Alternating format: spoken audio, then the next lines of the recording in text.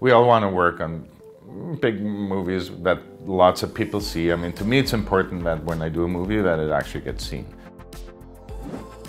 You know, when I travel and I've been to India and then somebody walks up to me and goes, I saw Sideways, it's my favorite movie, or Nebraska, movies that travel like that and really connect beyond language and culture and really connect to people, that's ultimately the biggest satisfaction.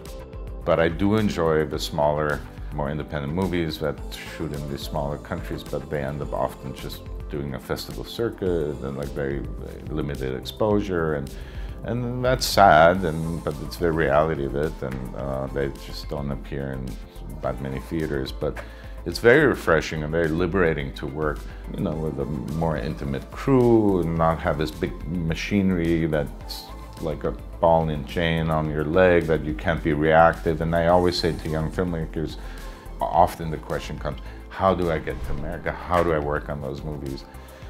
And I go, well, you know, it's a big process, and it's the unions, and it's like you got to be legal and all that, and it takes a lot of time, and there's no real formula. But you know, I would never discourage you from pursuing that. But in the meantime, the films you're doing here give you a lot of freedom and creative flexibility that we don't have working in a big Hollywood system, you know, because we have Teamsters and huge base camps, and we see something over here and we want to maybe go and shoot it, and then, well, we got to move all the trailers, and we got to, you know, move the generator, relay all the cable, and we got to pre-light, and we got to rig, and I go, you guys can just, you know, run over there, take your actors, take the camera, you know, go ahead and do this, and you know, actors are available, and you can keep them longer, and you can bring them back earlier with shorter turnarounds, and you have a lot of opportunities to work that way, which is, you know, very satisfying and more creative.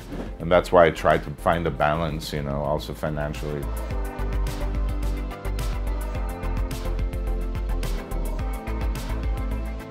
Like, do a bigger movie, move to Europe, do a small European film, and Georgia is as small as it gets. I mean, we're talking about, you know, under, you know, $500,000 budget, so it's great.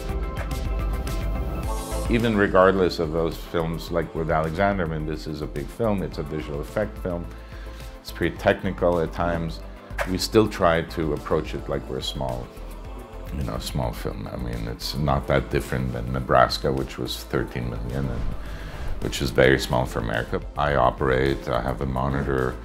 Alexander Payne is not in the video village. He's standing right next to camera or sitting on an Apple box, and we have the focus puller, the boom guy, and the actors, and that's it. You know, no matter what the scale is behind it. You know, like you walk around the corner, you'll see, you know, 45 trucks and a huge catering tent. But what happens on the set, we try to maintain that sort of environment, and you know, actors love it. You know, when you say cut, the director's right there, there can be a talk. Patty Loomis isn't there. Cut. Okay, beautiful, good. Cutting, resetting, very nice. It's not somebody yelling from the other room, oh, you know, that was good, let's do it again. That's why actors often, in the old days, when you talk to old-timers like Bruce Dern or Dustin Hoffman, they always remember the operator. Because, you know, they want the human, they want a face after you say cut, they want to look up, they want to look at somebody's in the eye, that they can see, you know, how did he react, did I do anything wrong? The guy goes like this, or like, you know, or like find the light. It's nice to, you know, have that.